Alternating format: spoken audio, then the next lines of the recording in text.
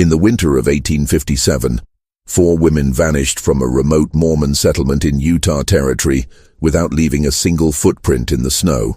Their husband, Ezekiel Whitmore, claimed they had departed to visit family in the east, an impossible journey during the territory's most brutal winter on record. For over 60 years, the Church of Jesus Christ of Latter-day Saints kept the incident classified in their private archives, until construction workers building a new meeting house in 1920 made a discovery that would force church leaders to confront the darkest chapter in their early Utah history. What they found buried beneath the chapel's foundation would challenge everything the community believed about faith, family, and the price of building Zion in the wilderness. Before we continue with the story of Ezekiel Whitmore and the winter that changed everything, this channel isn't for everyone, only for those brave enough to uncover the mysteries that history tried to bury. If you're ready to hear stories that will make you question what really happened in America's past, hit that subscribe button and ring the notification bell. And tell me in the comments, what state are you listening from? Are you brave enough to hear the truth about the early Mormon settlements? Let's find out together. The discovery in 1920 would prove that some secrets are too terrible to stay buried forever. The Utah Territory of 1847 was a land of impossible dreams and crushing realities. When Brigham Young first gazed upon the Salt Lake Valley and declared, "This is the place," he was looking at thousands of square miles of alkaline desert, bracketed by mountains that would trap his people in complete isolation for months at a time. Yet for the Mormon pioneers, this desolation was providence, a promised land where they could practice their faith without the persecution that had driven them from Missouri, Illinois, and every other place they'd tried to call home. Ezekiel Whitmore arrived in the valley during the second wave of Mormon migration in late September 1847. Unlike the advance company that had accompanied Brigham Young, Whitmore's group faced the approaching winter with insufficient supplies and inadequate shelter. He was 34 years old, a skilled carpenter from Vermont who had converted to Mormonism in 1843 after hearing Joseph Smith speak in Nauvoo. What set Whitmore apart from most of his fellow pioneers was his family situation. He traveled with 4 wives, all legally married to him under the principle of plural marriage that the church had begun practicing in secret. His first wife, Sarah Whitmore, was 31, a steady woman with graying hair who had been married to Ezekiel for 8 years. She was barren, a fact that in Mormon theology made plural marriage not just acceptable, but necessary for achieving the highest degree of celestial glory. Sarah had herself selected Rebecca Thornton, 27, as Ezekiel's second wife in 1845. Rebecca was educated, unusual for a woman of her time, and could read both English and German. She questioned church doctrine more openly than was comfortable for most Mormon men, but Ezekiel seemed to value her intellectual contributions to their family discussions. Mary Kellerman became the third wife in early 1847, just before the journey west. At 24, she was pregnant with her first child and suffered greatly during the trek across the plains. Her German immigrant parents had died during the Nauvoo period, leaving her with no family except the Whitmore household. The fourth wife, Ruth Caldwell, was barely 19 and had joined the family only 3 months before they departed for Utah. Her marriage to Ezekiel had been arranged by church elders who felt she needed protection after her own family died in the Missouri conflicts. The Whitmore family settled in what would later become known as Mill Creek, about 8 miles southeast of the main Salt Lake settlement. Ezekiel chose the location because a small creek provided water year-round, and the land showed promise for farming. More importantly, the isolation suited his temperament. He had always been a private man who preferred the company of his wives and his work to the social obligations of community life. That first autumn, Ezekiel worked with desperate intensity to prepare for winter. He built a large cabin with separate rooms for each wife, following the careful protocols that Mormon men had developed for managing plural households. The cabin was solidly constructed, with thick log walls and a stone foundation, but it was the only structure for miles in any direction. Their nearest neighbors were a family of Danish converts living 3 miles to the north, and even they would be unreachable once the snows began. The Mormon community in those early years was tight-knit by necessity. Every family's survival depended on cooperation, shared resources, and mutual support. Church leaders maintained strict oversight of plural marriages, not just for theological reasons, but because they understood the practical challenges of managing complex family relationships in isolation. Men who practiced plural marriage were expected to maintain harmony in their households and to contribute positively to the community's overall welfare. Ezekiel's wives each brought different skills to their remote household. Sarah managed the domestic affairs with quiet efficiency, organizing food storage and textile production for the winter ahead. Rebecca kept detailed records of their supplies and expenditures, and she had begun teaching herself basic medical skills that could prove essential in emergencies. Mary, despite her pregnancy, was skilled at preserving foods and had created an impressive store of dried fruits and vegetables. Ruth, the youngest, was energetic and optimistic, taking on the heaviest physical labor despite her small size. By December 1847, the Whitmore household appeared to be thriving.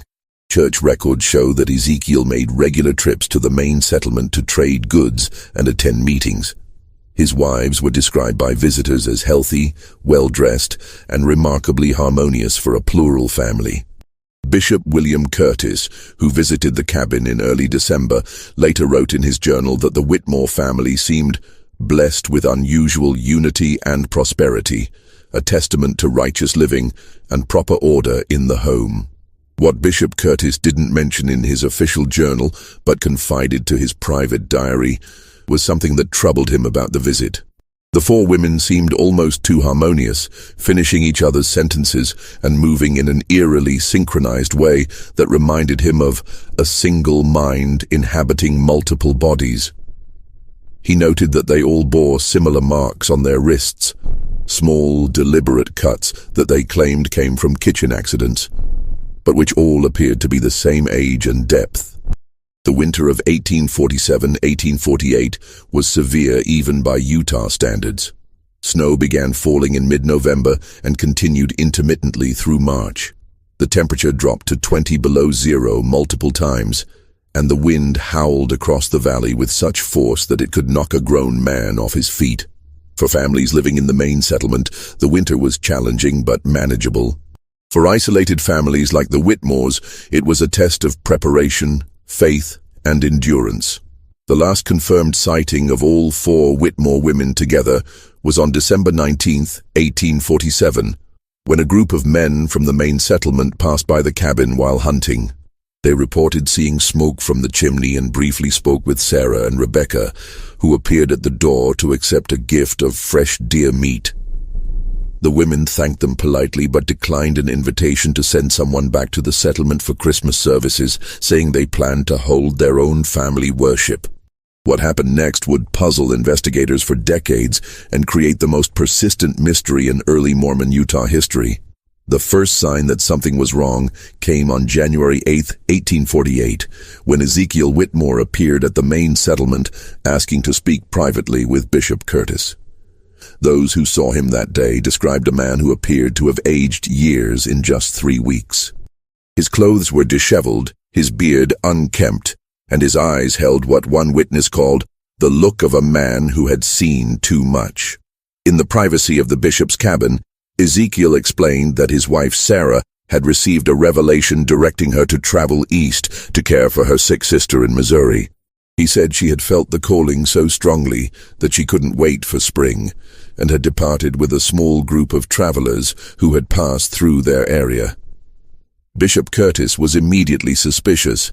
No travelers would attempt the eastward journey in the middle of winter, and Sarah had never mentioned having a sister in Missouri. When the bishop pressed for details, Ezekiel's story began to shift. First he said the travelers were missionaries returning east. Then he claimed they were mountain men who knew secret winter routes. His hands trembled as he spoke, and he kept glancing toward the door as if expecting someone to enter. Most disturbing was his insistence that the bishop shouldn't visit the cabin to check on the remaining wives, claiming they were observing a period of spiritual purification that required complete isolation. Bishop Curtis made notes of the conversation in his official journal, but his private diary reveals his growing alarm. He wrote, "Brother Whitmore speaks of revelations, but I fear he may be concealing something far more earthly and terrible. His manner suggests guilt rather than grief, and his explanations contradict both reason and the season." 3 weeks later, on January 30th, Ezekiel returned to the settlement with an even more disturbing report. Rebecca, he claimed, had also received a calling to travel east, this time to serve as a teacher in a mission school. She had departed with another group of travelers, taking only essential supplies.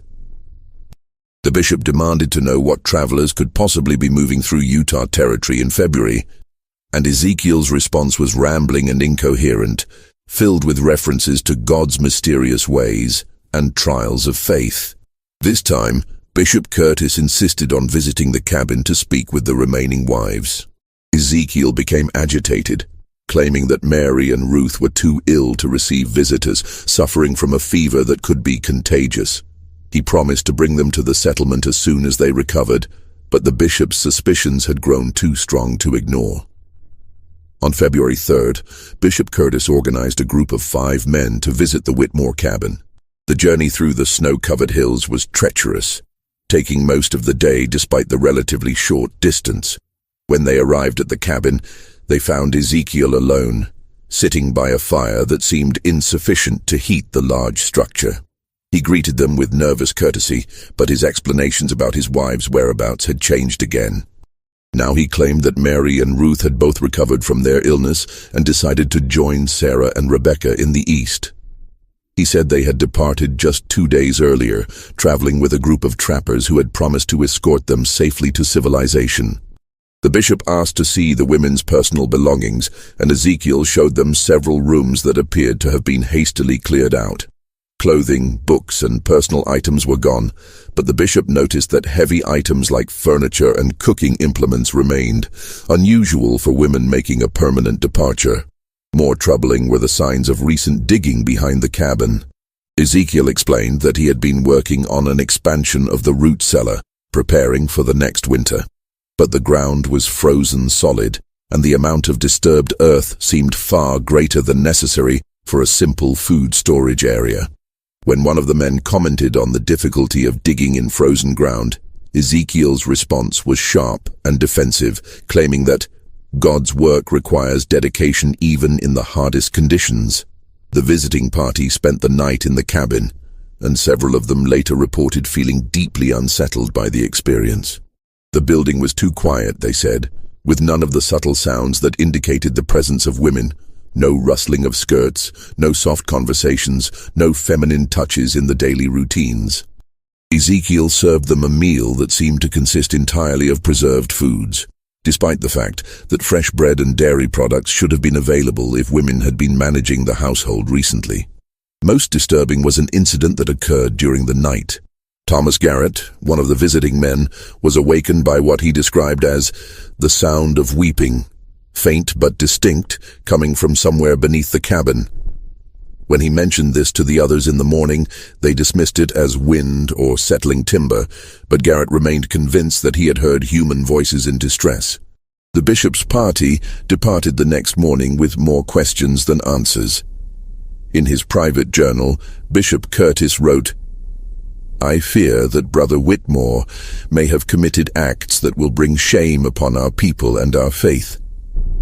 The isolation of winter can drive men to desperate measures, and I worry that the pressures of plural marriage may have proven too great for his spirit to bear." However, the bishop faced a difficult decision. The Mormon community was already under scrutiny from the federal government, and rumors of violence or impropriety could bring unwanted attention from authorities. The principle of plural marriage itself was controversial, and any scandal involving a polygamous family could be used to justify government intervention in church affairs. After consulting with other church leaders, Bishop Curtis decided to continue monitoring the situation quietly, while hoping that the spring would bring some resolution to the mystery.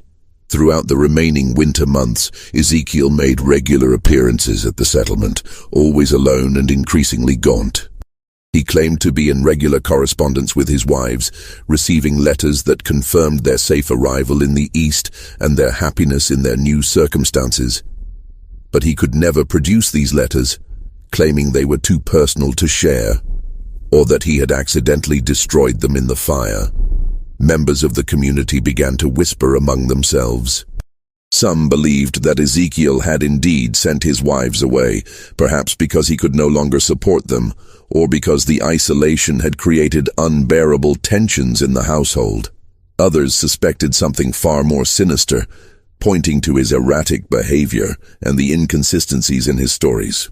The truth would remain hidden until the spring thaw revealed secrets that would challenge everything the community thought they knew about faith, family, and the price of survival in the wilderness. When the snows melted in April 1848, Bishop Curtis finally had the opportunity to conduct a thorough investigation of the Whitmore property. What he discovered there would haunt him for the rest of his life and create a mystery that would persist for over 70 years. The cabin itself appeared to have been abandoned for weeks. A thick layer of dust covered the furniture, and the rooms that had supposedly belonged to the four wives showed signs of hasty cleaning rather than normal departure. More significantly, the bishop found several items that contradicted Ezekiel's claims about his wives' voluntary departure. Rebecca's most treasured possession, a leather-bound journal in which she had recorded her thoughts and observations since joining the family, was hidden beneath a loose floorboard in what had been her room. The final entry, dated December 20th, 1847, was written in a shaking hand and contained a single cryptic sentence. "He says we must all make the ultimate sacrifice for the sake of the eternal family, but I fear his revelations come from a darker source than heaven." Behind the cabin, the area that Ezekiel had claimed to be excavating for root cellar expansion told a different story. The disturbed earth covered a much larger area than necessary for food storage, and the digging appeared to have been done in stages over several weeks. Most disturbing was what the bishop found partially buried in the loosened soil. Fragments of fabric that matched descriptions of clothing worn by the four wives, along with personal items including a wedding ring that Sarah had worn since her marriage to Ezekiel. The bishop also discovered evidence of what appeared to be some kind of ritual activity. In a cleared area near the digging site, he found the remains of multiple fires, arranged in a specific pattern that seemed deliberate rather than practical. Mixed with the ashes were burned fragments of paper that appeared to be pages from religious texts, though not from any standard Mormon publications. Some of the legible fragments contained references to blood atonement and eternal sealing through sacrifice, concepts that existed in Mormon theology but were being interpreted in ways that horrified the bishop. More evidence came from the cabin's interior. In the room that had belonged to Ezekiel and Sarah, the bishop found a hidden compartment containing several notebooks filled with Ezekiel's handwriting. The entries documented his growing obsession with what he called the principle of ultimate consecration, a belief that God required the faithful to surrender everything, including life itself, to achieve the highest degree of celestial glory. The notebooks revealed that Ezekiel had been studying obscure religious texts and had begun to believe that his family had been chosen for a special mission that would require extraordinary sacrifice. The final entries in these notebooks described Ezekiel's growing certainty that his wives had been sent to him specifically to fulfill this divine purpose. He wrote about receiving visions that showed him the eternal glory that awaited families who proved their absolute devotion through ultimate sacrifice. The handwriting became increasingly erratic as the entries progressed, and the later pages contained disturbing references to the willing offering of innocence and the sealing power of shed blood. Bishop Curtis faced an impossible situation. The evidence strongly suggested that Ezekiel had murdered his four wives, possibly as part of some twisted religious ritual. But Ezekiel himself had vanished completely, leaving no trace of his whereabouts or intentions. The bishop's attempts to track him proved fruitless. He had simply disappeared into the vast wilderness of the Western Territories, where a man could lose himself forever if he chose to do so. The church leadership made the difficult decision to classify the entire incident as confidential. They were acutely aware that any public revelation of the suspected murders would provide ammunition for anti-Mormon sentiment and could bring federal intervention that would threaten the survival of their entire community. The official records were sealed, and the few men who knew the truth were sworn to secrecy. The Whitmore cabin was quietly dismantled, and the disturbed earth behind it was carefully restored to its natural state. The church purchased the property and designated it as unsuitable for settlement, ensuring that no one would accidentally discover what might remain buried there. The four wives were officially listed as having relocated to the eastern states, and their disappearance was explained as a family decision to return to more settled areas. But secrets have a way of persisting, especially in small communities where every family's business is known to all their neighbors. Over the years, whispered stories began to circulate about the winter when four women vanished, and one man's faith led him to commit unspeakable acts. Some versions of the story claimed that Ezekiel had been driven insane by isolation and religious mania. Others suggested that he had discovered something in the isolated valley that had demanded a terrible price for his family's survival. The most persistent rumors centered on the idea that Ezekiel had not acted alone. Some believed that the four women had been willing participants in whatever ritual had cost them their lives, convinced by their husbands' claims of divine revelation that their sacrifice was necessary for eternal salvation. This version of the story was particularly disturbing because it suggested that the tragedy had been the result of shared delusion rather than individual madness. As the years passed, the area around the former Whitmore property developed a reputation for unusual occurrences. Travelers reported feeling watched when passing through the valley, and some claimed to hear women's voices carried on the wind, especially during the winter months. These reports were dismissed as superstition by church leaders, but they contributed to the sense that something dark and unresolved remained connected to the site. The mystery might have remained buried forever, if not for the church's continued growth and the need for new buildings to serve expanding congregations. In 1920, more than 70 years after the disappearances, church authorities decided to build a new meeting house in the rapidly growing Mill Creek area. The chosen site was selected for its central location and level ground, with no awareness of the dark history that lay beneath the surface. What the construction workers discovered would force the church to confront the truth about one of its most carefully hidden secrets, and would reveal that the winter of 1847-1848 had been even more terrible than anyone had imagined. The construction of the new Mill Creek Meeting House began on a crisp October morning in 1920. The project supervisor, Brother Samuel Morrison, was a devout Mormon who had been born in the valley and had heard whispered stories about the Whitmore property throughout his childhood.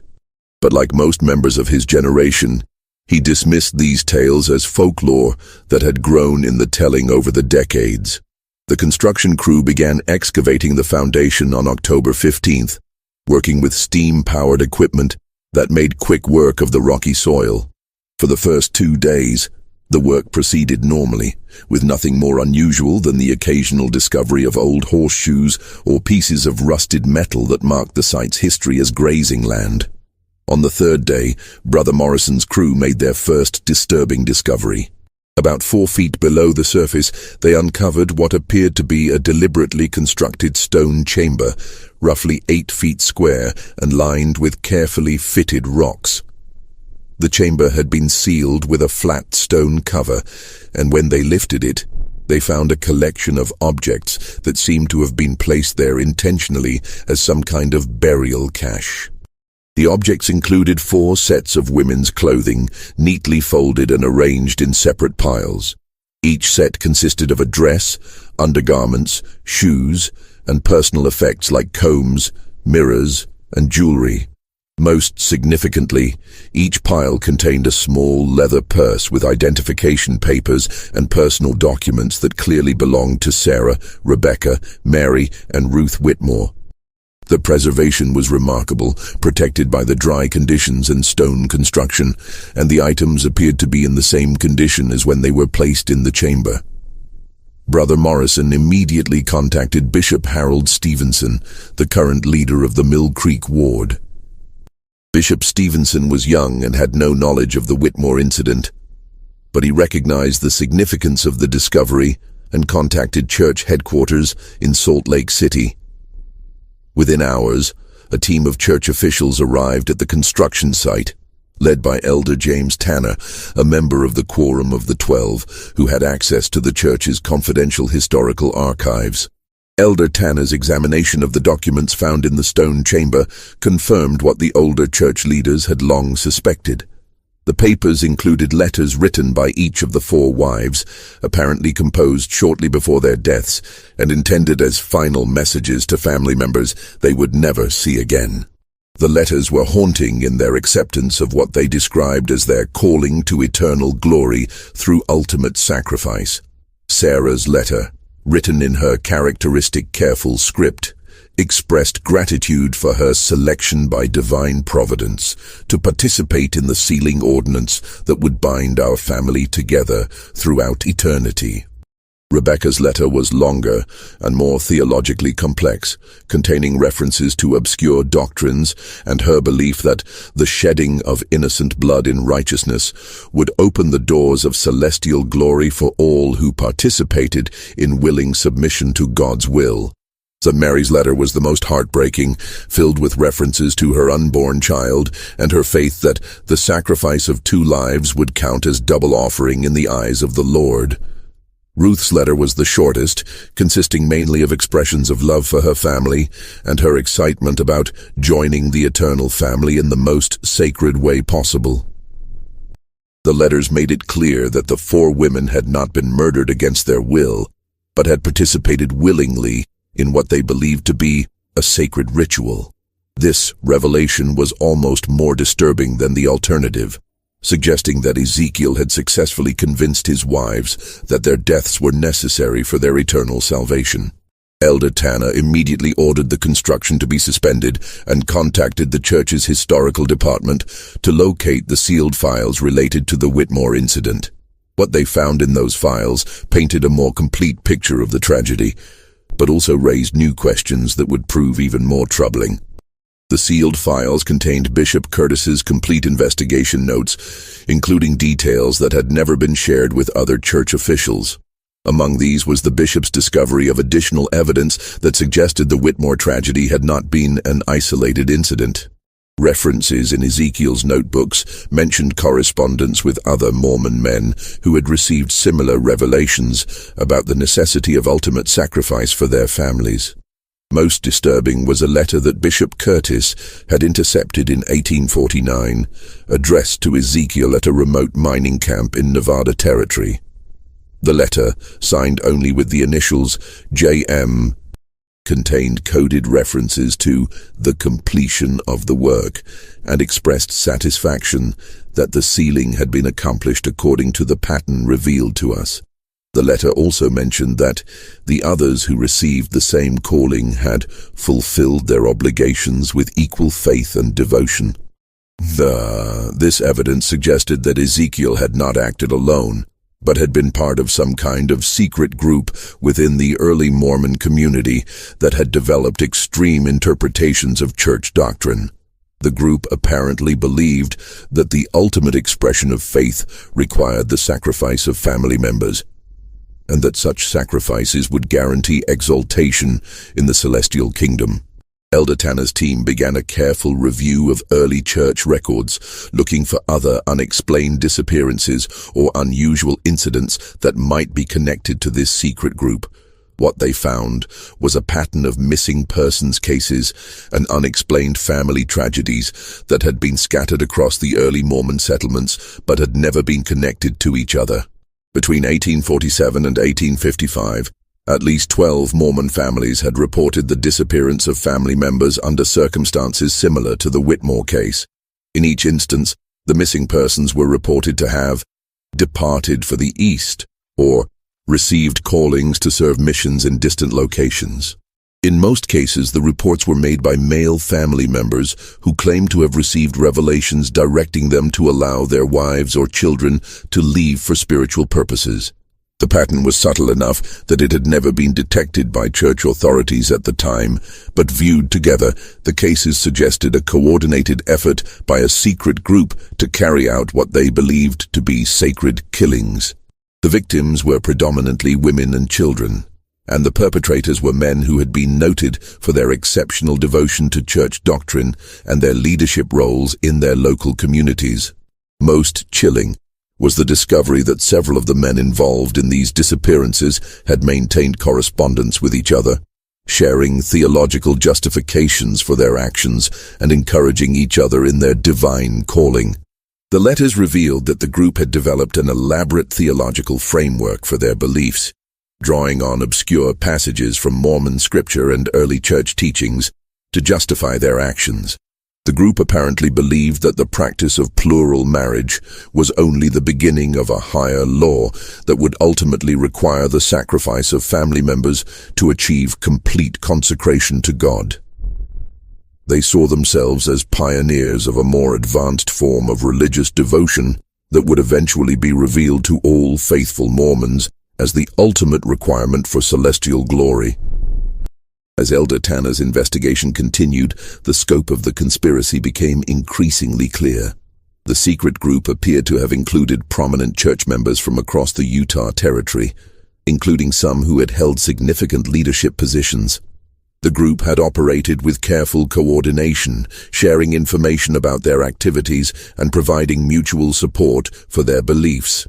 The investigation also revealed that the group had eventually been detected by church authorities in the mid-1850s, leading to a secret purge that had removed suspected members from leadership positions and forced others to flee the territory. The church's official records made no mention of these actions, which had been carried out quietly to avoid creating scandal or providing ammunition for anti-Mormon critics. But the discovery of the stone chamber at the Mill Creek construction site proved that the group's activities had been far more extensive than church leaders had realized at the time. The careful preservation of the victims' belongings suggested that the perpetrators had viewed their actions as sacred ordinances that required proper documentation and remembrance. The question that haunted Elder Tanner and his team was whether the group had been completely eliminated in the 1850s, or whether some members had escaped detection and continued their activities in remote areas of the Western Territories. The evidence suggested that the conspiracy had been larger and more organized than anyone had imagined, with implications that extended far beyond the tragic fate of the 4 Whitmore women. The investigation would soon reveal that the stone chamber was only the beginning of what lay buried beneath the Mill Creek construction site, and that the winter of 1847 to 1848 had been even more terrible than the darkest rumors had suggested. As Elder Tanner's team expanded their excavation of the Mill Creek site, they made increasingly disturbing discoveries that suggested the Whitmore tragedy was far more complex than a single family's descent into religious madness. The stone chamber containing the women's belongings was only the first layer of a carefully constructed burial site that had been designed to preserve evidence of what the perpetrators clearly viewed as sacred acts. Beneath the stone chamber, the excavation revealed a second level of construction, a larger underground space that had been carved directly into the bedrock and lined with carefully fitted stones. This chamber was approximately 12 feet square and 6 feet deep, with drainage channels that had kept it dry for over 70 years. The walls were covered with carved symbols that combined traditional Mormon imagery with elements that seemed to draw from other religious traditions. The most prominent symbol was a modified version of the Mormon temple square and compass, but surrounded by imagery that included Egyptian hieroglyphs, Masonic symbols, and what appeared to be representations of ancient sacrifice rituals. The carvings were sophisticated and deliberate, suggesting that whoever had created them possessed considerable knowledge of religious symbolism and had spent significant time planning the chamber's construction. In the center of the chamber, the team found what appeared to be a stone altar, roughly hewn from local granite and stained with what laboratory analysis would later confirm to be human blood. The altar was surrounded by 4 smaller stone platforms, each bearing carved inscriptions that included the names Sarah, Rebecca, Mary, and Ruth, along with dates corresponding to the winter months of 1847-1848. The inscriptions also included theological passages that had been carved in careful script, drawing from Mormon scripture, but interpreted in ways that justified the taking of human life for religious purposes. One passage, carved above the central altar, read, "Greater love hath no man than this, that a man lay down his life for his friends, and greater still is the love that lays down the lives of the beloved for the glory of God and the sealing of eternal families." But the most shocking discovery came when the team excavated beneath the stone platforms. Each platform concealed a carefully prepared burial site containing human remains that had been preserved through deliberate mummification techniques. The bodies of the 4 women had been prepared with materials and methods that suggested extensive knowledge of preservation practices, possibly derived from early Mormon interest in Egyptian culture and practices. The condition of the remains allowed for detailed examination that revealed the manner of death. Each woman had died from a single precise wound to the heart, inflicted with what appeared to be a ceremonial blade. The wounds were identical in location and depth, suggesting that the killings had been carried out with practiced skill and according to a predetermined ritual pattern. More disturbing was evidence that the women had been dressed in special ceremonial garments before their deaths, elaborate white robes that had been decorated with religious symbols and personal items that held spiritual significance. The garments appeared to have been specially prepared for the ritual, with careful attention to detail that suggested the perpetrators had viewed the killings as sacred ordinances, requiring proper ceremonial preparation. The discovery of these ritual preparations forced Elder Tanner's team to confront the possibility that the Whitmore women had not only consented to their deaths, but had actively participated in elaborate religious ceremonies that they believed would guarantee their eternal salvation. The evidence suggested that the killings had been carried out over several weeks, with each death forming part of a larger ritual cycle that had been carefully planned and executed. Additional evidence found in the chamber included detailed records of the ritual proceedings, carved into stone tablets that had been placed in niches around the walls. These records provided a horrifying minute-by-minute account of the ceremonies, including the women's final words and their expressions of faith and gratitude for their selection for eternal glory. The tablets also contained references to the great work that was being carried out by the secret group and to the pattern revealed from on high that guided their actions. The records made it clear that the Whitmore killings were part of a larger plan that involved multiple families and was intended to demonstrate the ultimate degree of faith and devotion required for celestial glory. Most chilling was the discovery that the ritual chamber had been designed for repeated use. The drainage systems, preservation techniques, and careful construction suggested that the site had been intended to serve as a permanent location for similar ceremonies. The chamber contained preparation areas for multiple victims and storage spaces for ritual implements and ceremonial garments. The investigation team also found evidence that the chamber had indeed been used for additional victims beyond the 4 Whitmore women. Carved records indicated that at least 8 other individuals had been sealed in the chamber between 1848 and 1855, including members of 3 other families that had been reported missing during the early years of Mormon settlement in Utah. The scope of the conspiracy was becoming clear. The secret group had operated for nearly a decade, carrying out ritual killings that they believed were necessary for achieving the highest degree of religious devotion. The group had developed elaborate theological justifications for their actions, and had created permanent facilities for conducting their ceremonies.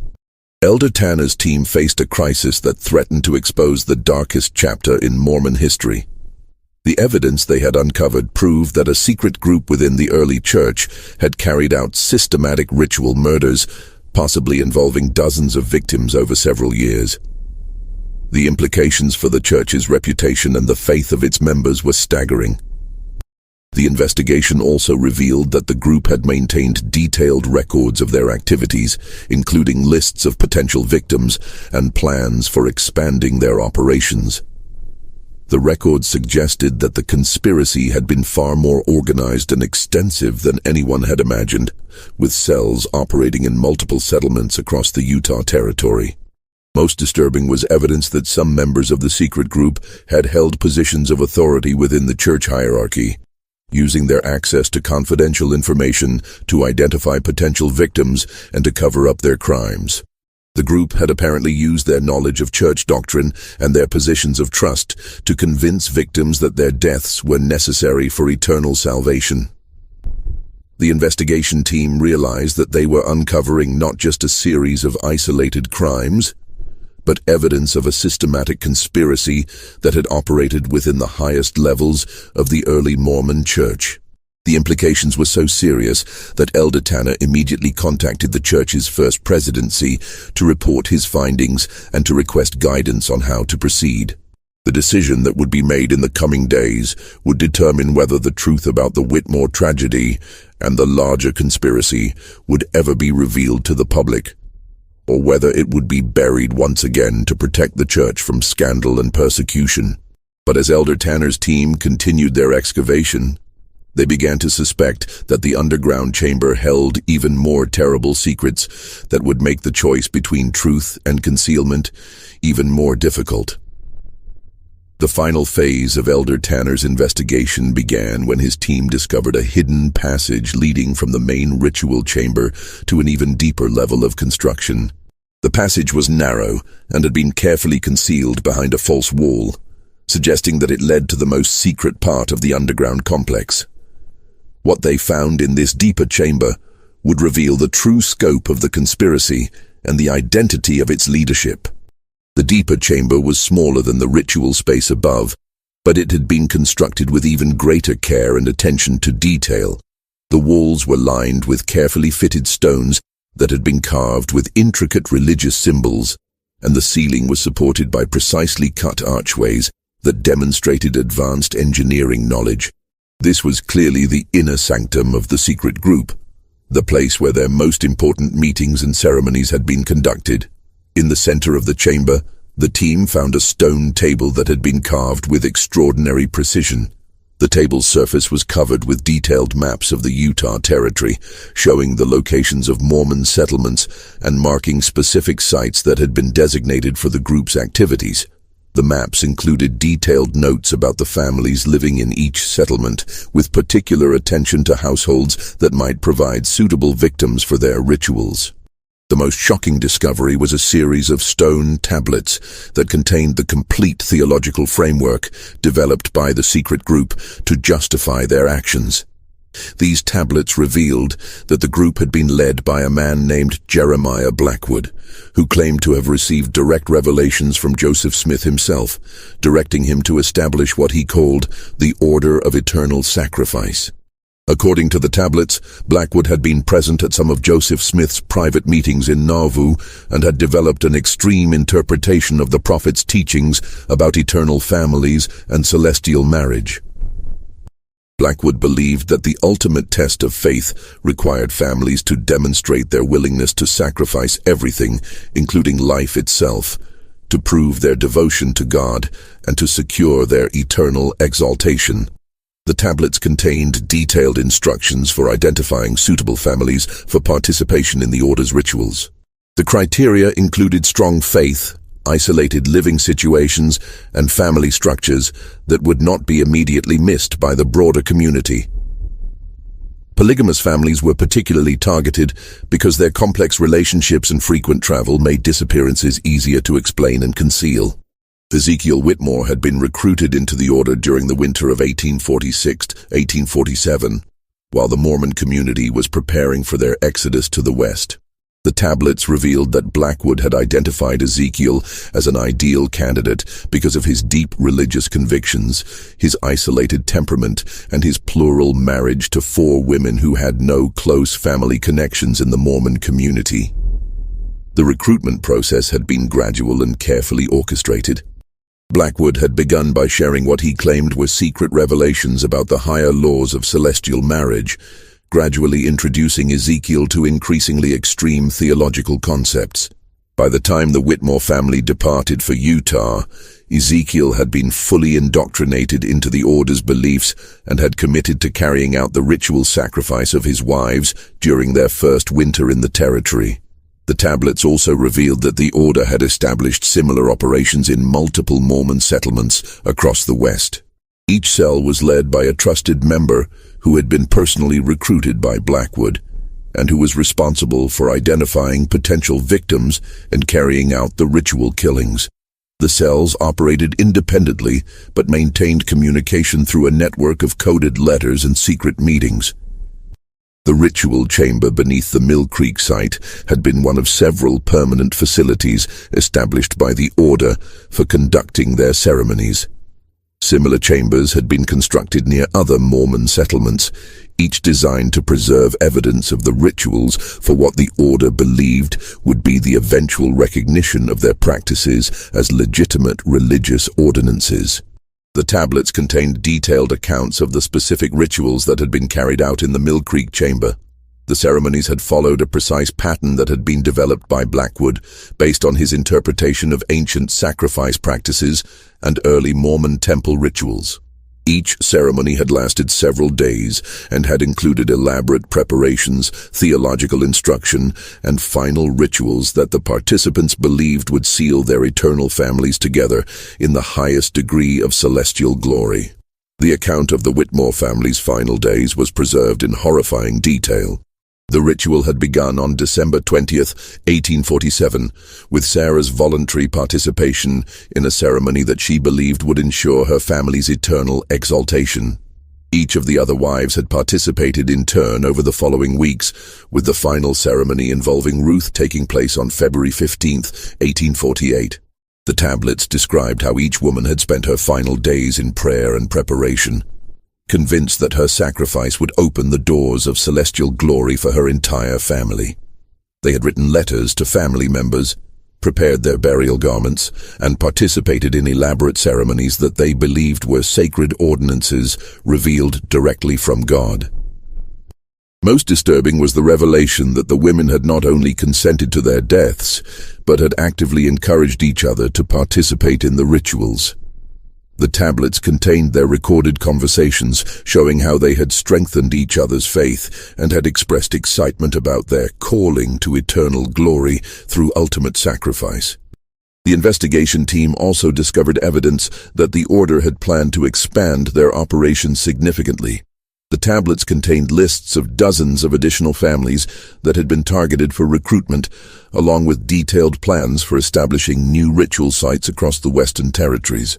The Order had apparently believed that their practices would eventually be recognized as legitimate religious doctrine and would become a standard requirement for achieving the highest degrees of eternal glory. But the tablets also revealed why the Order's activities had come to an end in the mid-1850s.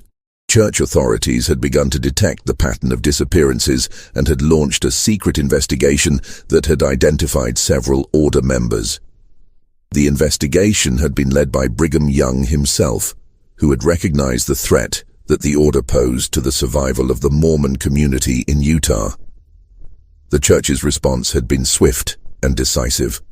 Known Order members had been quietly excommunicated and forced to flee the territory, while others had been reassigned to remote areas where their activities could be more easily monitored. The ritual sites had been sealed or destroyed, and all records of the investigation had been classified to prevent public knowledge of the conspiracy. Jeremiah Blackwood himself had disappeared during the church's crackdown, reportedly fleeing to California, where he had continued to recruit followers for his extremist beliefs. Some reports suggested that he had established new Order cells in mining camps and frontier settlements, but these activities had never been officially confirmed. The tablets also contained Blackwood's final message to his followers, written shortly before his disappearance. In this message, he prophesied that the order's practices would eventually be revealed as divinely inspired and would become the ultimate test of faith for all true believers. He instructed his followers to preserve their records and to continue their work in secret until the time came for public revelation of the higher laws. Elder Tanner's team realized that they had uncovered evidence of the most serious crisis in early Mormon history, a secret conspiracy that had operated within the highest levels of the church and had resulted in the ritual murder of dozens of innocent victims. The implications for the church's reputation and the faith of its members were catastrophic. The evidence also raised disturbing questions about what church leaders had known about the order's activities and when they had known it. The tablet suggested that some members of the church hierarchy had been aware of Blackwood's extreme teachings, but had failed to act quickly enough to prevent the development of his murderous conspiracy. Most troubling was the possibility that other order cells had continued to operate after the official crackdown, carrying out additional ritual killings in remote areas where their activities would never be detected. The evidence suggested that the order's influence had been far more extensive than church authorities had realized, with implications that could extend well beyond the Utah territory.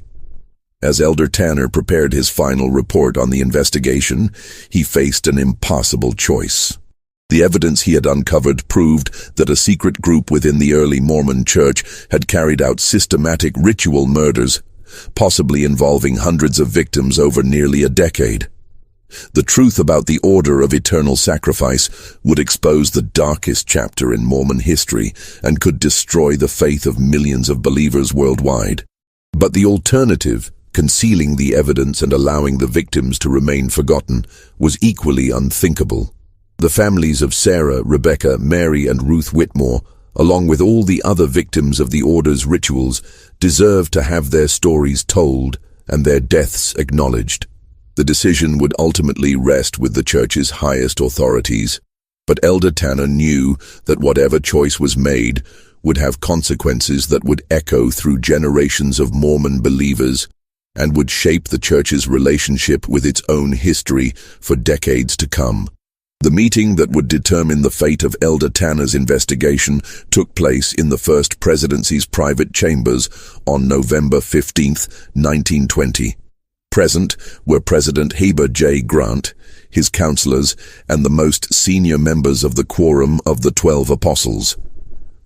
Elder Tanner presented his findings in a 3-hour session that was later described by one participant as the most sobering and troubling presentation in the history of the church. The evidence was undeniable. The stone chambers, the preserved remains, the detailed tablets, all pointed to a systematic conspiracy that had operated within the early Mormon community and had resulted in the deaths of dozens of innocent victims. The order of eternal sacrifice had been real, and its influence had been far more extensive than anyone had imagined. President Grant's response was measured but decisive. After consulting with his counselors and receiving unanimous agreement from the Quorum of the 12, he made the choice that would define the church's relationship with this dark chapter of its history. The evidence would be preserved in the church's most secure archives, accessible only to the highest levels of church leadership. The victims would be quietly remembered in special memorial services attended only by church authorities.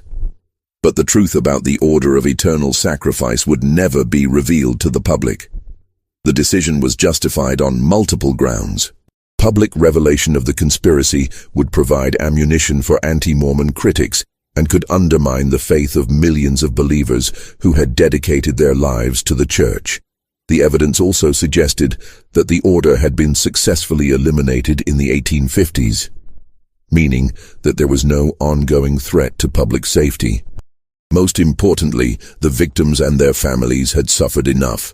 Exposing their stories to public scrutiny and sensationalism would only compound their tragedy. The Mill Creek construction site was quietly relocated to a different area, and the underground chambers were filled with concrete and sealed permanently. The stone tablets and other artifacts were transported to a special vault in Salt Lake City. where they joined other sensitive historical documents that the church had determined were too dangerous for public knowledge. Elder Tanner was assigned to prepare a comprehensive report that would be preserved for future church leaders, but he was also sworn to absolute secrecy about his discoveries.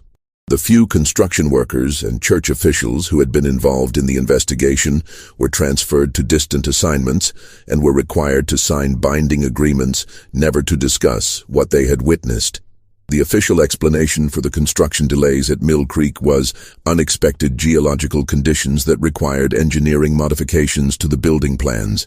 The new meeting house was completed 6 months later on a site 3 miles from the original location, and it served the growing Mill Creek community for decades without any public knowledge of the tragedy that had been discovered and concealed nearby. But the investigation had revealed more than just historical crimes. It had also identified evidence that suggested the order of eternal sacrifice might not have been completely eliminated in the 1850s. Several of the tablets contained references to Western brothers who had carried the order's teachings to remote mining camps and frontier settlements in California, Nevada, and Colorado.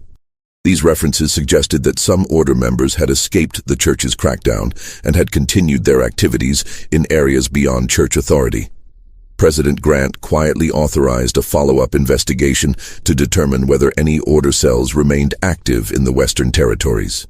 This investigation, conducted by church security personnel rather than regular missionaries, uncovered evidence of at least 3 additional ritual sites that had been operated by order members in the late 1850s and early 1860s.